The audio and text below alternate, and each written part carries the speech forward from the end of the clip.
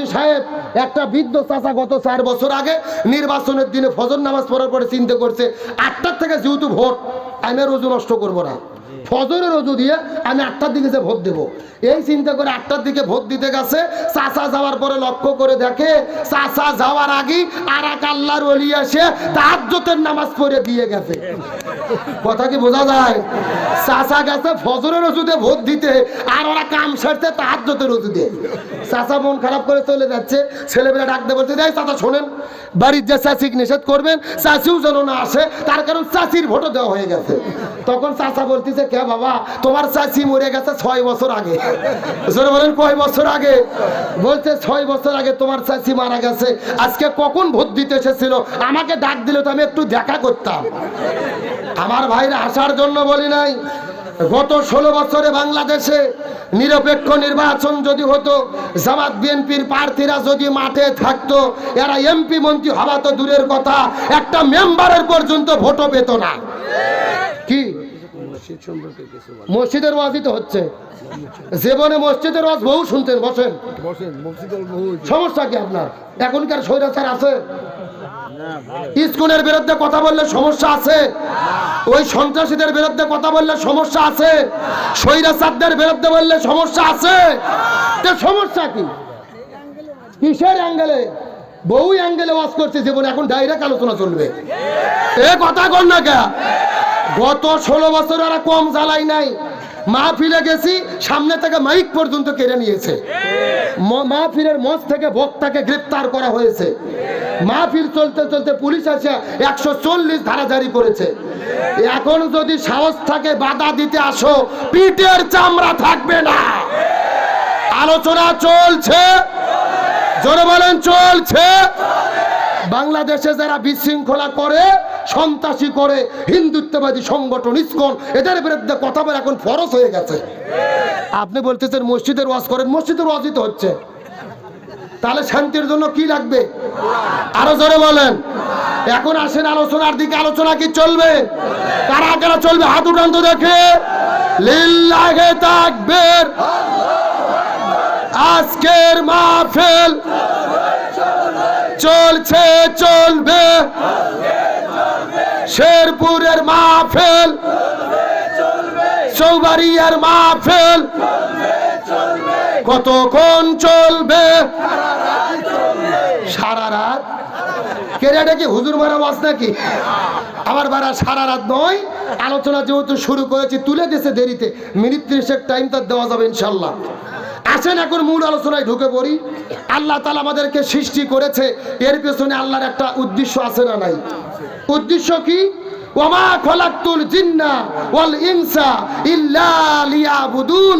আমি মানুষ এবং জিনকে সৃষ্টি করেছি আমার ইবাদত করার জন্য। সুবহানাল্লাহ কর।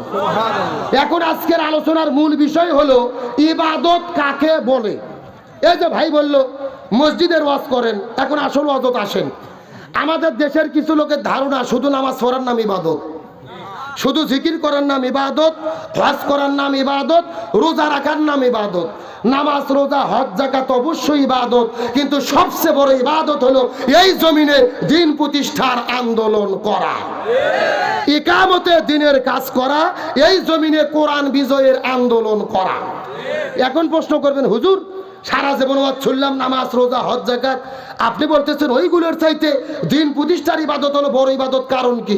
ভালো করে বুঝবেন। এই বাংলাদেশে নামাজের দাওয়াত দেয় তাবলীগ নামে একটা দল আছে না নাই? মসজিদে মসজিদে যায়, পিঠে পিঠে হাত দিয়ে বলে ভাই নামাজ পড়েন ভাই, বহুত ফায়দা, বহুত নেকি। আচ্ছা বলেন তো এই তাবলীগের কি কোনো বিপদ বাংলাদেশে আছে? নাই। আমাদের বাংলাদেশে জিকির পার্টি আছে না নাই? কথা কয় না বাঙালি রে? এই বাংলাদেশে যত রকমের জিকির চলে, এত জিকির পৃথিবীর কোনো দেশত চলে না। যেই রকম পীর ওই রকম মুরিদ, ওই রকম জিকির, ওই রকম তরিকে। আমি কি দু একটা বলবো? আল্লাহর ওলি খাজা বাবা, বিশ্বের ওলি খাজা বাবা, ফরিদপুরের কেবলা জাগান তোমার জন্য কান্দে বাবা, লক্ষ জাকের আউয়াল। এ কথা কন। দুই কান্দর দুই ফেরেশতা আছে না নাই? দুই ফেরেশতা কলম বাড়ি করে শুধু দাঁত দিয়ে কামড়াচ্ছে। আল্লাহ বলছে কে ফেরেশতা তোমরা কলম দাঁত দেখো আমরাও কেন? ফেরেশতারা বলতেছে আল্লাহ আমরা তো বুঝবার পারিনি লিখবো কি? কে রে কোরআন হাদিসে হো হো হোকামুখি কোতাকুতি কোনো জিকির আছে? এইরকম ভণ্ড বাংলাদেশ আছে না নাই? আর আবার মাঝে মধ্যে গান গাই, পানি ঘর গড়াইয়া পড়তাছি বাবা আমায় ডাকতাছে, আইরে মানিক আমার বুকে নাই, বুকের মধ্যে আছে প্রাণ তার ভেতরে মেশিন গান, ভান্ডারি বাবা আমায় পাগল করেছে। কত মারাত্মক গান দেখেন, বলতেছে পানি গড় গড় করে পড়তেছে বাবা আমায় ডাকতেছে। আচ্ছা বলেন তো বাবার পানি পড়ার সাথে যদি মুরিদের ডাকার সম্পর্ক হয় ভেজাল আছে না নাই? আর যদি মুরিদ মহিলা মুরিদ হয় ভেজাল আছে না নাই? ওই ভণ্ডর কোন দিক দিয়ে পানি বের হচ্ছে আর লুঙ্গি খুলে পরীক্ষা করা দরকার। এইরকম ভণ্ড আমাদের দেশের মধ্যে আছে না নাই? দেশের পুরো মুসলমান গভীর মনোযোগ। এই বাংলাদেশের মধ্যে একটা জেলা আছে, যেই জেলার নাম হলো কুষ্টিয়া জেলা। জোরে বলেন কোন জেলা? ওই কুষ্টিয়া জেলার মধ্যে একটা বাবা আছে, যেই বাবার নাম হলো বাবা লালন শাহ। আমি গত 4 বছর আগে লালন শাহর দরবারে পরিভ্রমণ করতে গেছি। ওই জায়গায় যাওয়ার পরে লক্ষ্য করে দেখি একটা পাগলের মতো লোক বসে আছে, যার মাথার মধ্যে হলো জট, পরনে পরে আছে চট, আর শরীরে পাঠার মতো গন্ধ কাজতে যাওয়া যায় না। শরীরের পশমগুলো কাটে না, বগলের পশমগুলো বড় হতে হতে মাটির মধ্যে ঠেকে গেছে। আমি মনে মনে চিন্তা করলাম, সুন্দরবনের অবস্থা যদি এই হয়, বান্দরবনের খবর আল্লাহ ভালো জানে। কথা কর না কে? আমি কিছুক্ষণ পরে লক্ষ্য করে দেখি কিছু মহিলা মানুষ আস্তে করে যাওয়ার পরে ওই বাবার গাও ধরে টিপা টিপি করতেছে। এখন আমি আপনাদেরকে জিজ্ঞাসা করি, বলেন তো মেয়ে মানুষ যদি ছেলে মানুষের গায়ে হাত দেয় লক্ষণ ভালো না খারাপ? এখন বলেন তো মেয়ে মানুষ যদি ছেলে মানুষের গায়ে হাত দেয় ওই ছেলে মানুষ কি ঠিক থাকতে পারবে? সব জায়গা যদি ঠিক থাকে অন্তত একটা জায়গা ঠিক থাকবে না, যদি সে হিজড়া না হয়। এ যুবকেরা কথা বলো। আমি ডাকতে বললাম, পাগল মহিলা তোমাদের কি হলো? এই পাগলের গাও ধরে কেন টিপা টিপি করতেছো? আমাকে ডাকতে বলে, হুজুর এটা পাগল নয়, এইটা হলো আল্লাহর ওলি। কিসের ওলি? পরীক্ষা করে দেখার দরকার আছে না নাই? আমি কিছুক্ষণ পরে লক্ষ্য করে দেখলাম এই কথিত আল্লাহর ওলিটা পেশাব করার জন্য গেল, আমিও তার পেছনে পেছনে গেলাম। যাওয়ার পরে লক্ষ্য করে দেখি ওই কথিত আল্লাহর ওলি পেশাব করেছে, কিন্তু পেশাব করার পরে পানি ব্যবহার করে। লক্ষণ ভালো না খারাপ? আমি আস্তে করে যা বললাম, বাবা আপনি পেশাব করলেন, পানি কেন ব্যবহার করলেন না?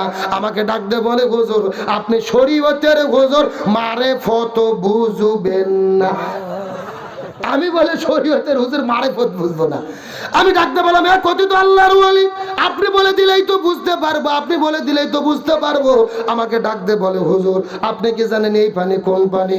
আমি বললাম, এই পানি কোন পানি? বলে নবীর নাতি ইমাম হোসাইন ওই কারবালার প্রান্তরে পানি পানি বলে চিৎকার করে শহীদ হয়ে গেছে, একটা ফোঁটা পানি নবীর নাতিকে দেওয়া হয় নাই। যেই পানি বেগরে নবীর নাতি ইমাম হোসাইন শহীদ হয়ে গেল, আমি ওই পানি আমার এই জায়গায় ঠেকাবো না। কি বুঝতে পারছেন? আমি তখন ডাকতে বললাম, হে কথিত আল্লাহর ওলি, নবীর নাতি ইমাম হোসেন কারবালার প্রান্তরে পানি না পাওয়ার কারণে আপনি যদি সামনের জায়গায় পানি না ঠেকান, আমার কথা হলো তাহলে আপনি পায়খানা করার পরে পেছনে পানি ঠেকাতে পারবেন না। এ কথা কোন কথা কোন? এরা কিন্তু জাতে মাতাল, কিন্তু তালে ঠিক। জোরে বলেন জাতে মাতাল। শীতের দিনে পেশাব করে সামনে পানি ঠেকায় না, কিন্তু কন্ত পায়খানা করে পেছনে পানি ব্যবহার করে কি করে না? আরে পায়খানা করে পেছনে যদি পানি ব্যবহার না করে, আমরা হুজুররা তো দূরের কথা, ওর বইও ঘরের মধ্যে থেকে ঝাঁটা পেটা করে বের করে দেবে, বলবে যে তুই পীরগিরি করবি, ঘরে যায় কর, দয়া করে ল্যাপ খাতা নষ্ট করিস না।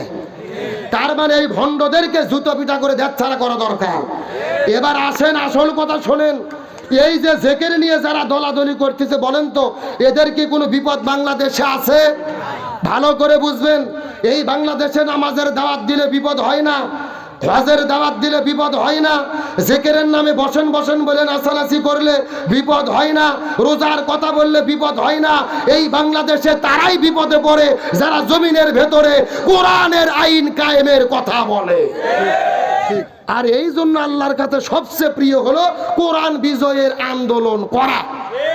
আপনি মসজিদের ওয়াজ করলে তো কোনো বিপদ নাই, কোনো টেনশন নাই, শুধু নামাজের ওয়াজ করেন, হাদিয়া রেডি, খাওয়া রেডি, খুব সম্মান। কিন্তু যখনই বলবে যে আইন দিয়ে মসজিদ চলে ওই আইন দিয়ে সংসদ চালাতে হবে, তখনই জেলের ভাত খেতে হবে। কষ্ট হচ্ছে আপনাদের? গভীর মনোযোগ লক্ষ্য করুন। আমার নবীজি রমজান মাসে 16 দিন রোজা থেকেছে। জোরে বলেন কয়দিন? 17ই রমজান আমার নবীজি সকালবেলা পানি খাইলেন, খেজুর খাইলেন, রোজাকে ভেঙে ফেললেন। এমনকি সাহাবীদেরকে বলতেছেন তোমরাও রোজা ভেঙে ফেলো, খেজুর খাও, পানি খাও। সাহাবীরা বলতেছে ইয়া রাসূলুল্লাহ, আপনি না 3 দিন আগে ওয়াজ করলেন রোজার এত দাম, একটা রোজা ছেড়ে দিলে লাগাতার 60টা রোজা রাখা লাগবে, আর একটা রোজা ছেড়ে দিলে আবার 60টা রোজা রাখা লাগবে, আপনি রোজা ভাঙতে বলতেছেন কেন? রাসূল বলতেছে গভীর মনোযোগ, বেশি বোঝার চেষ্টা করো না। ওয়ামা আতাকুমুর রাসূল ফাখুযুহু ওয়ামা নাহাকুম আনহু ফান্তাহু। আমি নবী যা বলি তা তোমরা করো, যা করতে নিষেধ করি তা থেকে দূরে থাকো। খেজুর খাও, পানি খাও, শরীরে শক্তি অর্জন করো।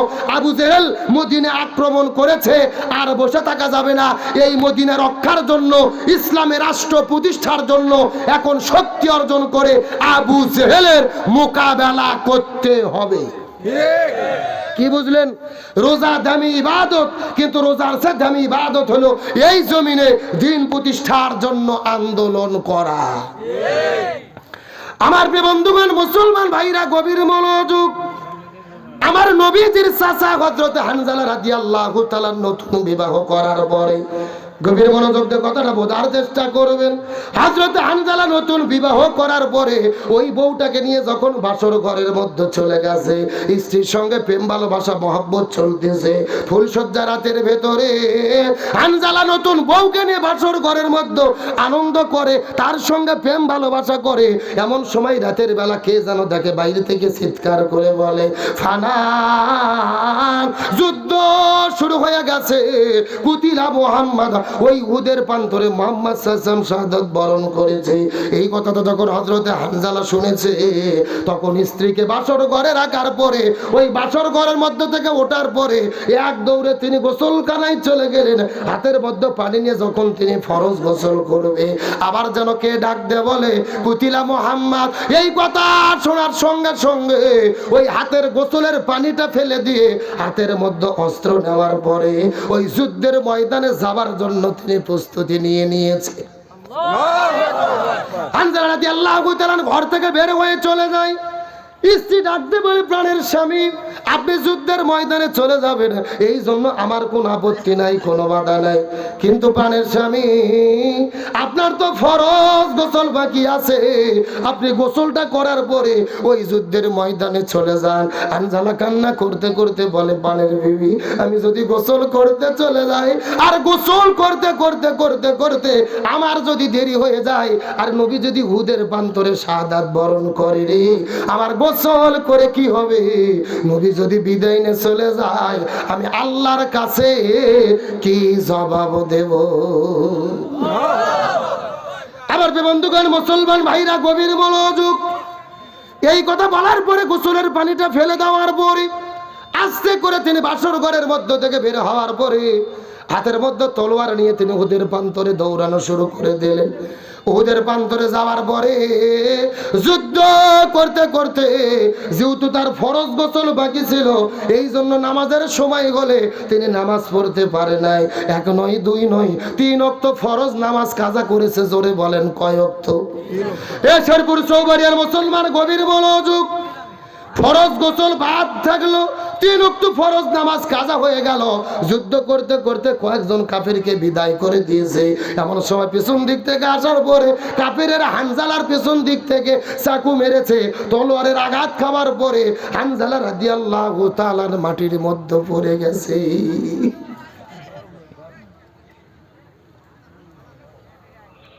ওখানে গল্প করে কারা? ওই পাশে আমার প্রিয় বন্ধুগণ, মুসলমান ভাইরা গভীর মনোযোগ। আমার নবীজির সাহাবী হানজালা রাদিয়াল্লাহু তাআলা শহীদ হয়ে মাটির মধ্যে পড়ে গেলেন।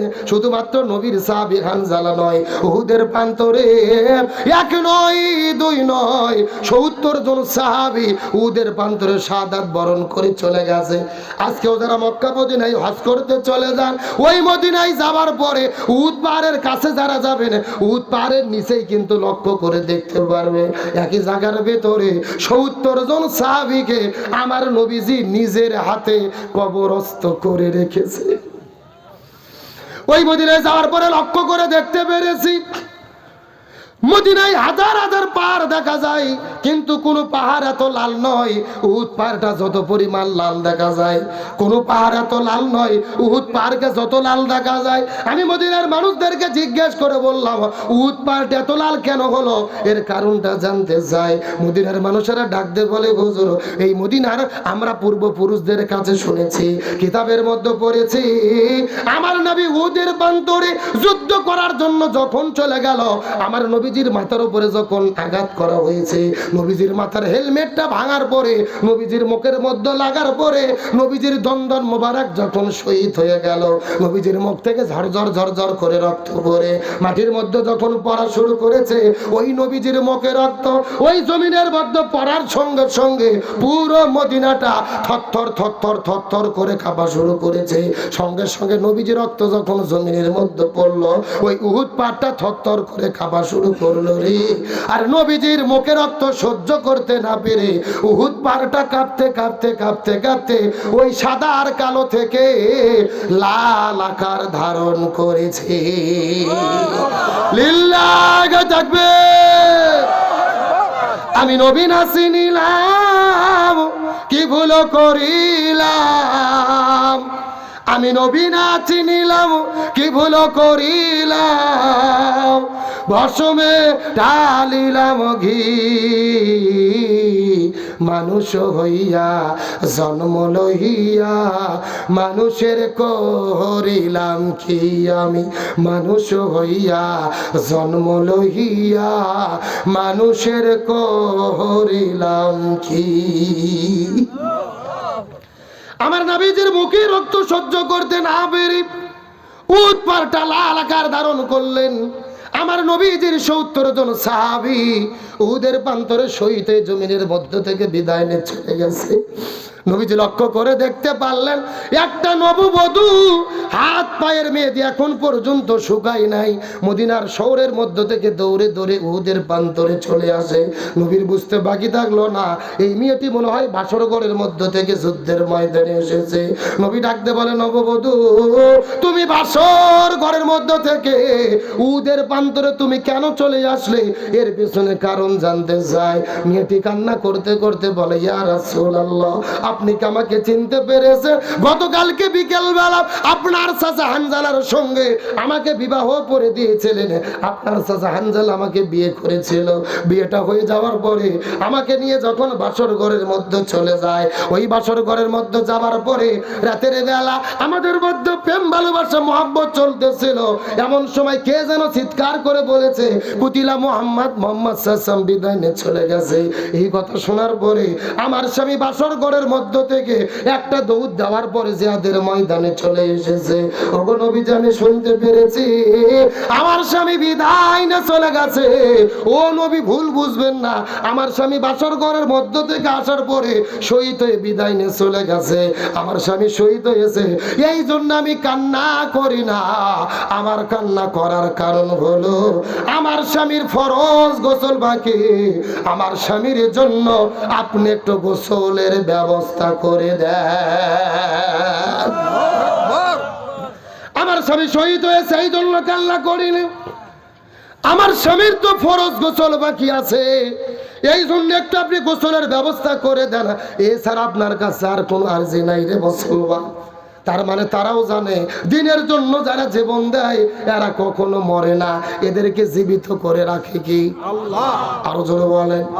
এই বাংলার জমিনে লক্ষ্য করে দেখেন, আমাদের নকিব আমাদের আবারগুলো ফাঁসির দড়িতে ঝুলেছে, তারপরও জালেমের জুলুমের কাছে মাথা নত করে নাই। আমাদের প্রিয় ভাই ওই আপনার মীর কাসেম আলী মিন্টু ভাইয়ের একটা ঘটনা শোনার পরে চোখের পানি আটকানো যায় না, নিজের অজান্তেই কান্না করে ফেলেছি। ইমানের শক্তি কাকে বলে, ইমানের পরীক্ষা কাকে বলে? ওই মীর কাসেম আলী মিন্টু ভাইয়ের ফাঁসি দেওয়ার দিনের যেই ঘটনা, এই বাংলাদেশের ভেতরে মিথ্যা ট্রাইব্যুনাল গঠন করে নিরপরাধ মানুষকে যখন গ্রেপ্তার করা শুরু হলো, ওই মীর কাসেম আলী ভাই তখন আমেরিকার মধ্যে ছিলেন। আত্মীয় স্বজন বলেছিল আপনাকে দেশের মধ্যে যাওয়ার দরকার নেই, দেশের মধ্যে গেলে আপনাকে গ্রেপ্তার করা হবে, আপনাকে ফাঁসির দড়িতে ঝোলানো হবে। এই কথা বলার পরে মীর কাসেম আলী ভাই বলেছিল আমি দেশের মধ্যে যাব, প্রয়োজনে জেলের মধ্যে ঢুকবো, প্রয়োজনে ফাঁসির দড়িতে ঝুলবো, আমি তারপরে প্রমাণ করতে চাই আমি মীর কাসেম আলী আমি কোনো অন্যায় করি নাই।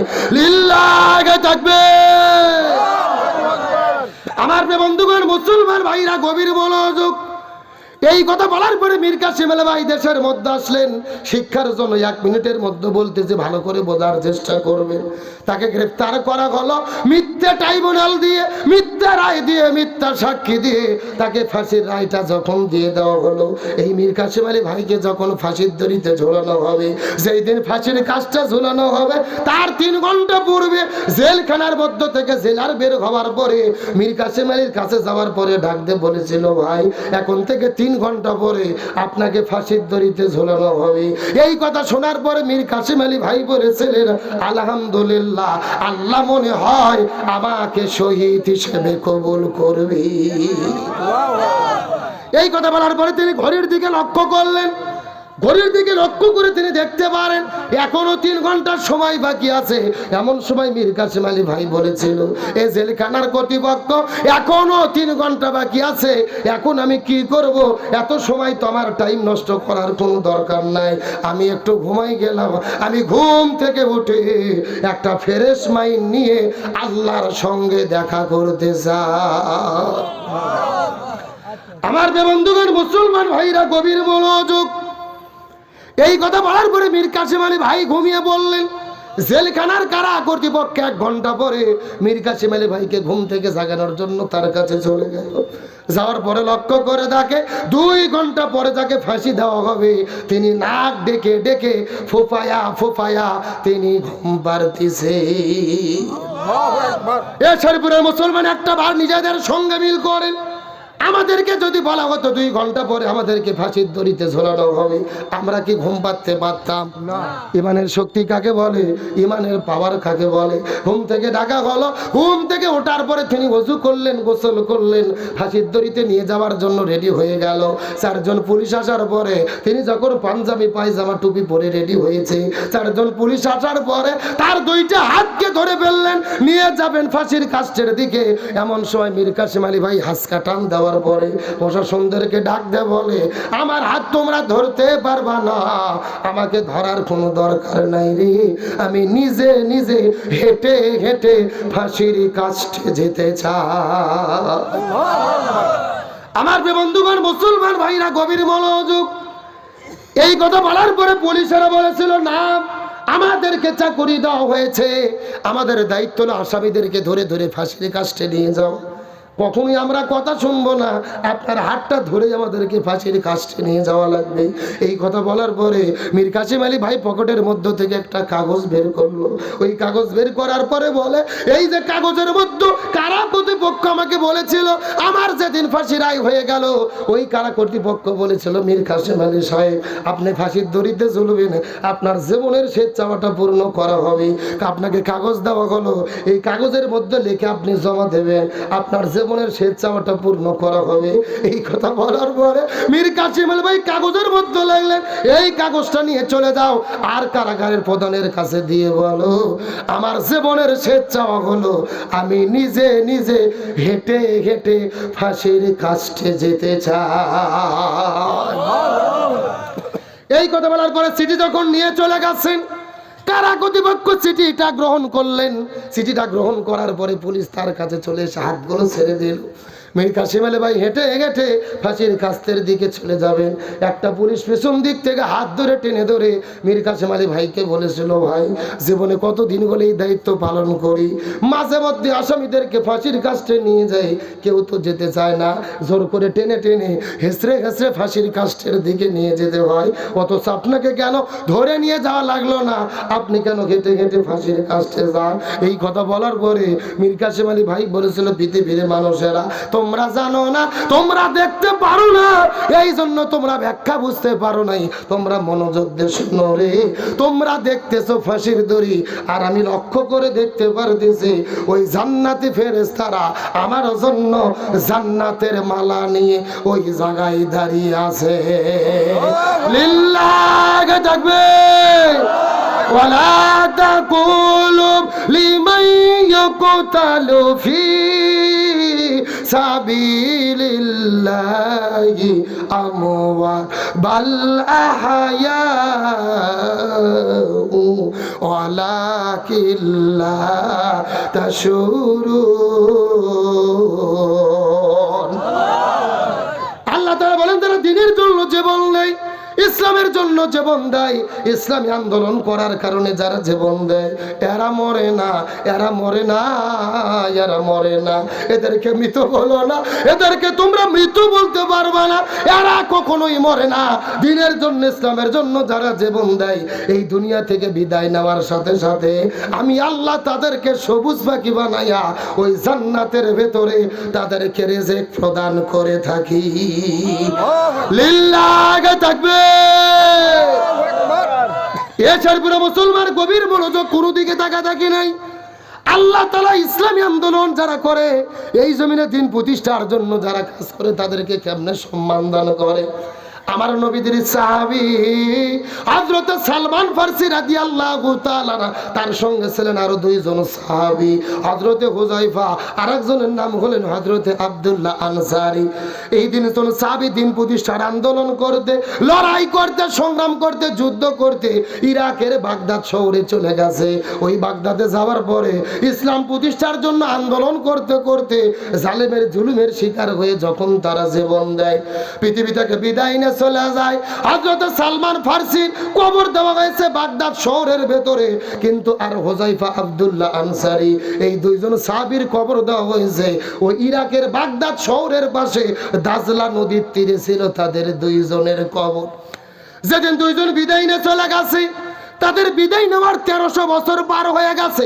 জোরে বলেন কত বছর? 1300 বছর পার হয়ে গেছে। 1933 সালের ঘটনা। 1933 সালের ঘটনা, 1300 বছর পার হওয়ার পর দজলা নদীর মধ্যে যখন বন্যা শুরু হয়েছে, নদীর মধ্যে যখন পানি বেড়ে গেছে, ওই নদীর মধ্যে বন্যার পানি বাড়ার কারণে ওই পানিটা ভাঙতে ভাঙতে এই সাহাবীর কবরের কাছে চলে গেছে। হুযায়ফার কবরের মধ্যে পানি ঢুকতেছে, ওই আব্দুল্লাহ আনসারীর কবরের মধ্যে পানি ঢুকতেছে। হুযায়ফা চিন্তা করলেন, কবরের মধ্যে পানি ঢুকলে তো আমাদের কষ্ট হবে।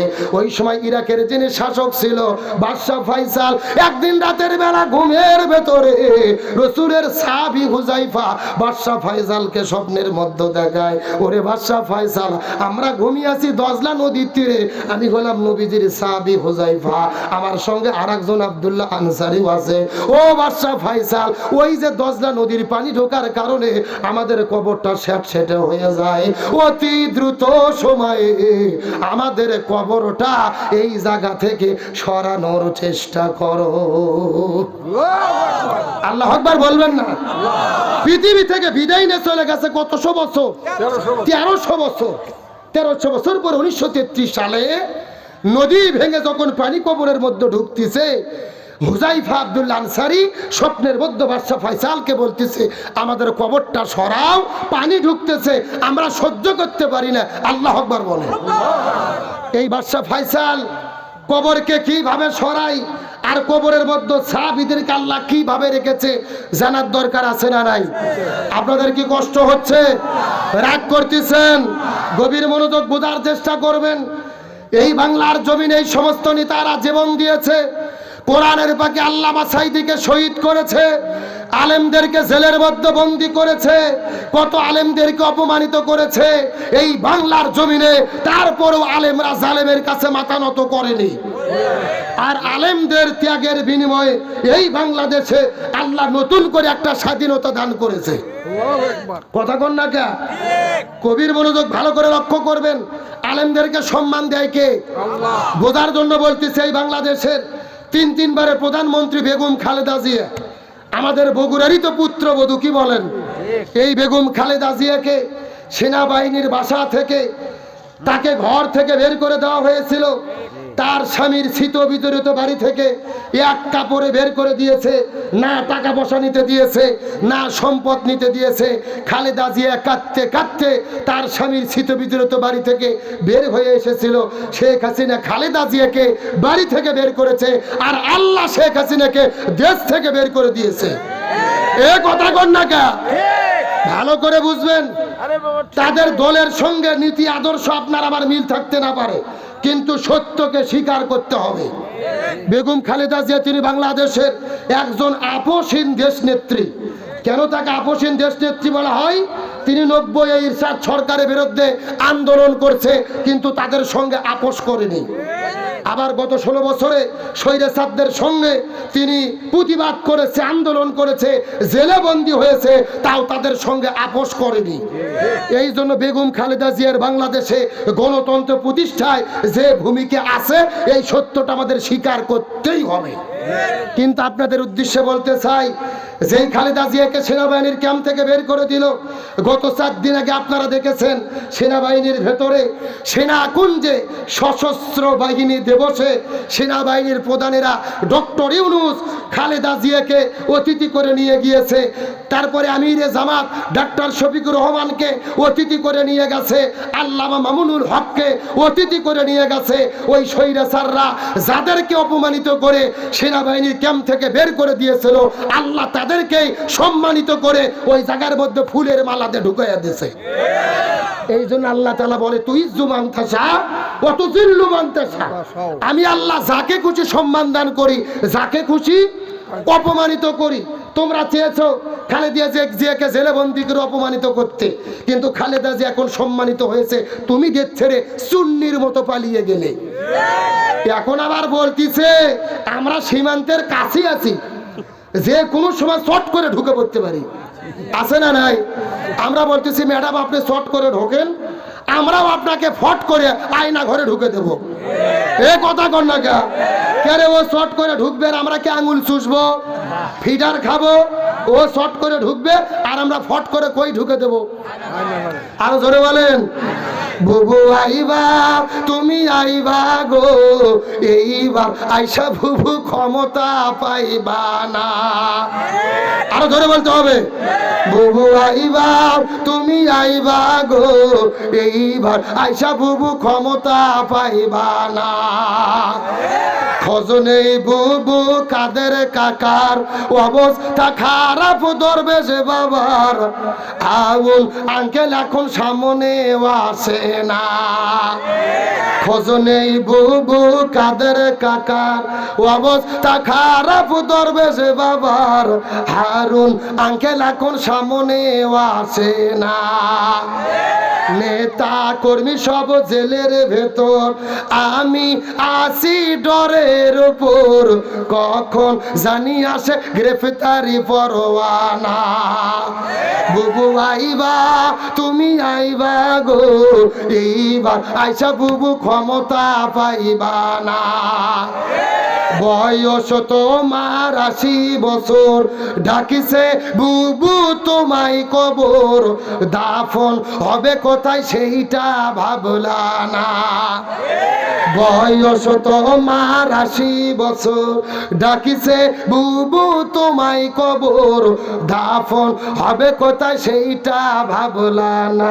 বুবু আইবা তুমি আইবা গো, এইবার আইসা বুবু সিয়ার পাইবা না।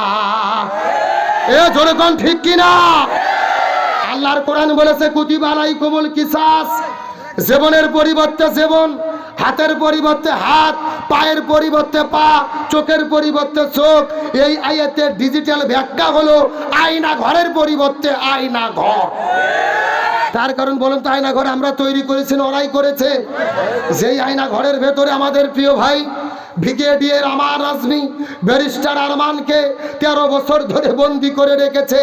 বাইরের সূর্যের আলো দেখতে দেয়নি, বাতাস খাইতে দেয়নি, এমনকি আজান যখন হতো গান বাজাইয়া আজান পর্যন্ত শুনতে দিত না। তাহলে ওই জায়গার ভেতরে এত কষ্ট দিয়েছে, ওই আয়না ঘর যারা তৈরি করেছে।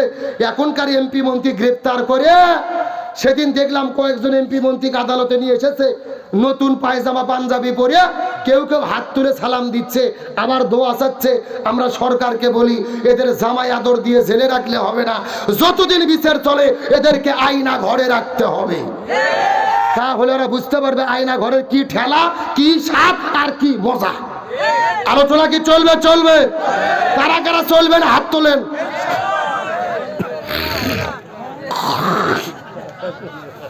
ঘুম যে ধরে গেছে এইবার বোঝা গেল। এ সত্য সত্য কারা কারা চলবে হাত তোলেন তো দেখি। লিল্লাহে তাকবীর। আল কোরআনের আলো, আল হাদিসের আলো, দুনিয়ার মুসলিম লিল্লাহে তাকবীর। ওয়াজ তো আরো শুনবেন, কিন্তু 12টা 17 বেজে গেল। আমি এই জন্য বারবার বলছিলাম যে আপনারা আমাকে একটু 10টার মধ্যে মঞ্চে দেন, 10টায় শোনেন। জি, 10টায় যদি আমরা উঠতাম 12টা পর্যন্ত ফাটাফাটি 2 ঘন্টা ওয়াজ হতো, তুলে দিল রাত 11টায়। আপনাদের কি কষ্ট হচ্ছে? মিনিট মিনিট বিশেষ কি আর চলবে? আলোচনা চলছে চলছে। তাহলে ওই যে 3 জন সাহাবীর কবরে পানি ঢুকতেছে, কি ঘটনা ঘটে জানার দরকার আছে না নাই? আর সাহাবী হানজালার কি গোসল বাকি? ফরজ গোসল। জোরে বলেন কি গোসল? এই আলোচনার মধ্যে বিশাল একটা শিক্ষা আছে, আমরা শুনবো ইনশাল্লাহ। বলেন এখন যদি অনুমতি দেন মহিলাদের জন্য 2 মিনিট কিছু বলবো। বলার দরকার আছে না নাই? মহিলাদের ওয়াজ না করলে ওরা আবার টাকা দেবে না। কমিটি চিন্তা করতেছে ওয়াজ যতই ভালো হোক টাকা না উঠলে বিপদ। কথা কর না কে? তাহলে মা বোনদের জন্য 2 মিনিট কথা বলার দরকার আছে না নাই? আমার প্রিয় বন্ধুগণ, মুসলমান ভাইরা গভীর মনোযোগ। মা বোনদের জন্য স্পেশাল আলোচনা শুরু হয়ে গেল। কথাটা কান খাড়া করে ভালো করে বোঝার চেষ্টা করবেন। আমার নবীজি ওই মিরাজের রজনীতে সর্বপ্রথম চলে গেলেন জান্নাতটা পরিভ্রমণ করার জন্য। ওই জান্নাতটা যখন পরিভ্রমণ করা হয়ে গেল, ওই জান্নাত থেকে চলে গেলেন জাহান্নামের ভেতর। ওই জাহান্নামের মধ্যে যাওয়ার পরে লক্ষ্য করে দেখে হাজার হাজার মহিলাদেরকে আগুন দিয়ে দাউ দাউ দাউ দাউ করে পুড়ে দেওয়া হচ্ছে। এই মহিলাগুলো আগুনের মধ্যে চিৎকার চেঁচামেচি করতেছে।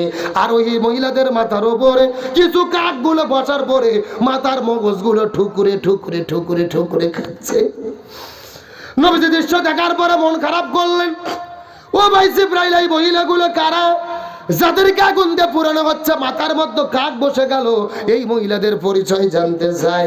জিবরাইল বলে, ইয়া রাসূলুল্লাহ, মন খারাপ করবেন না, এই মাত্র আল্লাহ তাআলা জানায়া দিল আপনার উম্মতের ভেতরে অধিকাংশ মহিলারা জাহান্নামে যাবে। এ মুরব্বি মুরব্বি, এ মুরব্বি বসে দেখেন, মুরব্বি করলে কিন্তু যুবকেরা হাসে ওঠে। তার মধ্যে মুরব্বীর মধ্যে রহস্য আছে না নাই? গত 3 মাস আগে কুমিল্লার একটা বক্তা, বুঝলেন বাবজান, মুস্তাক ফয়জি হলো নাম। ও একটা মাহফিল, একটা মুরব্বী মাহফিল থেকে উঠে যাচ্ছে, উনি বলছে মুরব্বী মুরব্বী, মানে মুরব্বী আপনি বসেন যাইেন না, ও আছে আসুক। কিন্তু এই মিডিয়ার চ্যাংরা বেড়া এত মারাত্মক, বুঝছেন, পুরো ওয়াজ বাদ দিয়ে 30 সেকেন্ড কাটিয়ে ফেসবুক, ইন্টারনেট, টিকটক, টেলিগ্রাম সব কিছুর মধ্যে ছাড়িয়ে দিয়েছে। পুরো মিডিয়ার ভেতরে খালি মুরব্বী মুরব্বী জিকির চলতেছে। এ কথা কর না কে? এই গত 1 মাস আগে মুস্তাক ফয়জি হুজুর, আমি ঢাকাতে একই সঙ্গে প্রোগ্রাম ছিল, মাজলিসুল মুফাসসিরিনের কেন্দ্রীয় সম্মেলন। আমরা 2 জন একই জায়গায় বসে আছি। পিছন দিক থেকে একটা ছেলে দৌড়ে এসে বলতেছে, ও মুরব্বী হুজুর, আপনার সঙ্গে একটা সেলফি তুলবো। মানে হুজুরের নামই হয়ে গেছে মুরব্বী হুজুর। এরকম মুরব্বীদের যাওয়ার কি কোনো সুযোগ আছে? এ সুযোগ আছে? আলোচনা চলছে। তাহলে বলেন অধিকাংশ মহিলা যাবে কোথায়? আরো জোরে বলেন। আমার বন্ধুগণ, মুসলমান ভাইরা গভীর মনোযোগ। এই কথা বলার পরে নবীদের মনটা খারাপ হয়ে গেল। জিবরাইলকে ডাকতে বলে, ও ভাই জিবরাইল, অধিকাংশ মহিলা কেন জাহান্নামের মধ্যে যাবে? আপনি একটু বলেন তো দেখি। এমন সময় জিবরাইল বলে, ইয়া রাসূলুল্লাহ, আল্লাহ তাআলা জানায় দিল অধিকাংশ মহিলা জাহান্নামের মধ্যে যাবে। এর পিছনে অনেকগুলো কারণ রয়েছে, তার ভেতরে প্রধানত কারণ হলো দুইটা। জোরে বলেন কয়টা? আরো জোরে। কে রে, আপনাদের কি কষ্ট হচ্ছে? রাগ করতেছেন? এই যে আমি বসে আছি মাঝখান দিয়ে সোজা, ডান দিকে এক ভাগ, বাম দিকে আর এক ভাগ। আপনারা মুখ বন্ধ করে থাকেন, আপনারা বলেন তো দেখি অধিকাংশ মহিলা জাহান্নামে যাবে কারণ হলো কয়টা? আরো জোরে। আপনারা মুখ বন্ধ করেন, আপনারা বলেন তো দেখি অধিকাংশ মহিলা জাহান্নামে যাবে কারণ হলো কয়টা? ওরে বাবা, কে রে, ভাগ করে দিয়ে না সাউন্ড বাজতেছে? তার মানে আপনারা আলসেমি করতেছেন না? আমার বন্ধুগণ, মুসলমান ভাইরা, গভীর মনোযোগ। ডানে যারা আছেন কথা বলবেন, বামে যারা আছেন কথা বলবেন, মঞ্চে যারা আছেন তারাও কথা বলবেন। সবাই মিলে চিৎকার করে বলেন তো অধিকাংশ মহিলা জাহান্নামে যাবে কারণ হলো কয়টা? আরো জোরে। জোর হলো না? গভীর মনোযোগ দেব, তার চেষ্টা করে। আমার নবীজি কান্না করতে করতে জিবরাইলকে ডাকতে বলে, জিবরাইল তুমি দয়া করে বলো কোন দুইটা কারণে অধিকাংশ মহিলা জাহান্নামের মধ্যে যাবে? জিবরাইল বলে, ইয়া রাসূলুল্লাহ, এই দুইটা কারণের ভেতরে প্রথম নম্বর কারণ হলো যেই মহিলাগুলো মাথার কাপড় বের করে আজরা পাজরা বের করে বেপরদা হয়ে ঘোরাফেরা করে। রাস্তাঘাটে যেই মহিলাগুলো বেপরদা হয়ে ঘোরাফেরা করে, যেই মহিলাগুলো পর্দার বিধান মেনে চলে না, এই মহিলাগুলো জাহান্নামের মধ্যে যাবে। তার মানে বোঝা গেল বেপরদা নারী যারা জাহান্নামে যাবে তারা। এ শূন্যস্থান পূরণ বোঝেন না? চিৎকার করে বলেন, বেপরদা নারী যারা জাহান্নামে যাবে। বেপরদা নারী যারা জাহান্নামে যাবে। তাহলে বলেন তো দেখি পর্দা করার দরকার আছে না নাই? কিন্তু বগুড়া জেলার মা বোনেরা কি পর্দা করে? বগুড়া জেলার মা বোনদের ধরন বলিতে লাগে শরম। সকালবেলা আর সকালবেলা বোরকা পরে, বিকেল বেলা ওড়না নাই। দাদা ভাই, ডিজিটাল দেশ বুঝিয়ে টাই। এ কথা কন, কথা কন। সকালে দেখবেন এমন ভাবে বোরকা পরে সেনার কোনো বুদ্ধি, আর বিকেলে বোরকা তো দূরের কথা, শরীরে ওড়না পর্যন্ত থাকে না। আর ওড়না যদি দেয় আমার দিকে তাকান, এরকম শুধু পেঁচায় পেঁচায় একেবারে পেঁচে পেঁচে দড়ির মতো চেকন করে করে গলার মধ্যে দিয়ে পেছন দিক দিয়ে ফেলে দেয়। ঠিক ঠিক। আচ্ছা বলেন তো পেছনে ঢাকার কি কিছু আছে? এটা পর্দা না বাটপারি? আরে নারীগুলো ঘরের সবার স্বামীর সেবা করে, এখন উল্টো দেখি নারীরা সব স্বামী কি ধরে মারে। ঠিক। কারা কারা বইয়ের হাতে মার খাচ্ছেন হাত উঠান তো দেখি। এ উঠান উঠান। একজনও নাই রে, সব তো আল্লাহর ওলি বসে আছে। অথচ অধিকাংশ স্বামী দিনে কিংবা রাতে বইয়ের কাছে মার খেয়ে বসে আছে, কিন্তু লজ্জাতে বলে না। কিন্তু আমাদের দেশে যেরকম স্বামীকে মারা বউ আছে, একই রকম ভাবে বউকে মারা স্বামী আছে না নাই? এমনও স্বামী আছে বউ গরুর মতো পিঠে। বলেন কিসের মতো? হাতের মধ্যে একটা লাঠি নিয়ে বউ মারা শুরু করছে, বলছে তুই আব্বা না বলা পর্যন্ত তোর মায়ের বন্ধ হবে না। বউ মার সহ্য করতে না পারে, বলছে আব্বা। পরের দিন ওই শয়তান হুজুর ফোন দিয়ে বলতে, হুজুর বউ তো আব্বা বললো, ফতুয়া কি? আমি বললাম ফতুয়া পরে, আগে তোদের বাটাম ফাটাতে হবে। এই কথা কর না কেন? তার কারণ বলেন তো বউ কি মারা যাবে? হে, কে বলে মারা যাবে না? বউকে কখন কখন মারা যাবে আমি কি হাদিস থেকে বলবো? আমার দিকে লক্ষ্য করেন। বউ যদি শরীয়ত বিরোধী কাজ করে, ইসলাম বিরোধী কাজ করে, জিনা ব্যভিচার করে, তখন বউকে মারা যাবে। এখন মারবেন কই কই? আমার দিকে তাকান। মাথা বাত, মুখ বাত, পেট বাত, পিঠ বাত, কোমর বাত, মাজা বাত, হাঁটুর থেকে শুরু করে নিচ পর্যন্ত। কথা কি বুঝেছেন? আর যেই ব্যাত দিয়ে মারবেন, এই ব্যাতের পরিমাপ হবে 1 বিঘের অর্ধেক, মানে হলো 1 মুষ্টি। এই ওয়াজ আমি গত 2 বছর আগে গাইবান্ধা জেলার সুন্দরগঞ্জ থানায় করেছি। একটা যুবক লাভ দিয়ে উঠে বলতেছে, হুজুর 1 মুষ্টি ধরবো কি আর মারবো কি? তখন আর একজন বলতেছে, হুজুর ধরার পরে যদি কোনো মতো মাথা বার হয়ে থাকে, ওই মাথা দিয়ে ভূত দেবো হুজুর। এরকম ভাটপার আছে না নাই? ও তাও ভোট মারবে। এখন বলেন তো ভোট মারলে কি ভোট ঠিক হবে না? রাসূল বলেছেন মহিলাদের সৃষ্টি করা হয়েছে বাম পাজরের বাঁকা হাড় দিয়ে। জোরে বলেন কি হাড়? এখন বাঁকা আরব যদি হাতুদ্দে মারে সোজা করতে চান সোজা হবে, ভেঙে মুচকে যাবে। এই জন্য বউদেরকে মারে নয়, বউদেরকে ভালোবাসা দিয়ে সোনা ময়না কলজে টিয়ে পাখি বলে আপন করতে হবে। জোরে বলেন সুবহানাল্লাহ। এইবার মেয়ে মানুষ যা খুশি হয়েছে ভাই, যেই রকম হুজুরি তো দরকার। তাহলে চিৎকার করে বলেন বেপরদা নারী যারা, আরো জোরে বলেন বেপরদা নারী যারা। এই কথা বলার পরে রাসূল জিবরাইলকে জিজ্ঞেস করে বলো, ও ভাই জিবরাইল, আপনি তো বললেন দুইটা কারণ অধিকাংশ মহিলারা জাহান্নামের মধ্যে যাবে, তার মধ্যে এক নম্বর হলো বেপরদা নারী, দুই নম্বর কারা জাহান্নামের মধ্যে যাবে বলেন তো দেখি। জিবরাইল বলে ইয়া রাসূলুল্লাহ, দুই নম্বর হলো ওই প্রকার মহিলাগুলো যেই মহিলাগুলো স্বামীর খেদমত করে না, স্বামীর কথা মতো চলে না, স্বামীর আনুগত্য করে না, ওই মহিলাগুলো জাহান্নামে যাবে। তার মানে বোঝা গেল স্বামীর অবাধ্য স্ত্রী যারা জাহান্নামে যাবে। আমার কথা কি বুঝতেছেন না? চিৎকার করে বলেন বেপরদা নারী যারা জাহান্নামে যাবে, স্বামীর অবাধ্য স্ত্রী যারা জাহান্নামে যাবে। এই জন্য রাসূল বলেছেন মহিলাদের জন্য চারটা আমল করা লাগবে। এক নম্বর নামাজ, দুই নম্বর রোজা, তিন নম্বর স্বামীর খেদমত, চার নম্বর পর্দা। এই চারটা আমল যদি কোনো মহিলা মানুষ করতে পারে, আল্লাহ তাদের জন্য 8টা জান্নাতের দরজা খুলে দেবে। যেই দরজা পছন্দ ওই দরজা দিয়ে তারা জান্নাতে চলে যাবে। এই চারটা আমল আল্লাহ তাআলা মহিলাদের করার তৌফিক দান করুক, বলেন আমিন। আরো জোরে বলেন আমিন। তাহলে চিৎকার করে বলেন তো দেখি, হানজালা সাহাবীর কি গোসল বাকি? আরো জোরে বলেন। এসের পুরো মুসলমান গভীর মনোযোগ। যেই বিষয়টা বোঝানোর জন্য 2 ঘন্টা ধরে আপনাদের মধ্যে আলোচনা করতেছে, গভীর মনোযোগ লক্ষ্য করেন। হানজালার ফরজ গোসল বাকি। তার স্ত্রী কান্না করতে করতে বলে, ইয়া রাসূলুল্লাহ, আমার স্বামীর একটু গোসলের ব্যবস্থা করে দেন। নবী সাহাবীদেরকে বললেন, আমার চাচা হানজালার লাশটা তোমরা খুঁজে বের করো।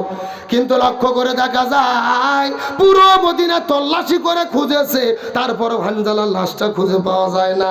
উট পাড়ের চতুর্দিকে খুঁজেছে, হানজালার লাশটা খুঁজে পাওয়া যায় না। পুরো মদিনা 3 বার খোঁজা হলো, তারপরও হানজালার লাশ খুঁজে পাওয়া যায় না। নবীজি বড় টেনশনের মধ্যে পড়ে গেলেন। আমার সাহাবীটার ফরজ গোসল বাকি আছে, এই জন্য মনে হয় আল্লাহ বড় নারাজ হয়ে গেল। ওই হানজালার লাশটা কোথায় চলে গেল? নবীজি কান্না করতে করতে সিজদার মধ্যে পড়ে গেছে। নবীজি লক্ষ্য করে দেখে আসমান থেকে ঝিরি ঝিরি ঝিরি ঝিরি করে বৃষ্টি পড়তেছে। নবীজির টেনশন আরো বেড়ে গেল। আকাশের মধ্যে তো মেঘ নেই, কিন্তু কোথায় থেকে বৃষ্টি পড়ে বড় টেনশনের বিষয়। নবীজি টেনশন করে করে যখন কান্না করে, আল্লাহর পক্ষ থেকে জিবরাইল আসার পরে ডাক দে বলে, ইয়া রাসূলুল্লাহ, আপনি টেনশন করবেন না, আপনি মন খারাপ করবেন না, কোনো টেনশন করার দরকার নাই। আপনার চাচা হানজালা ওই বাসর ঘরের মধ্য থেকে ফরজ গোসল বাদ দিয়ে যুদ্ধের ময়দানে আসার পরে জিহাদ করেছে। 1 নয় 2 নয় 3 ওয়াক্ত ফরজ নামাজ কাজা করেছে। কিন্তু আল্লাহ তাআলা তার এই দিন প্রতিষ্ঠার সংগ্রাম করার কারণে আল্লাহ তাআলা এত বেশি রাজি খুশি হয়ে গেছে রে। স্বয়ং আমার আল্লাহ আরশে আজিম থেকে ফেরেশতা পাঠাইয়া হাউজে কাউসার আর জমজমের পানি দিয়ে ফেরেশতাদেরকে দিয়ে গোসলের ব্যবস্থা করে দিয়েছে। লিল্লাহ।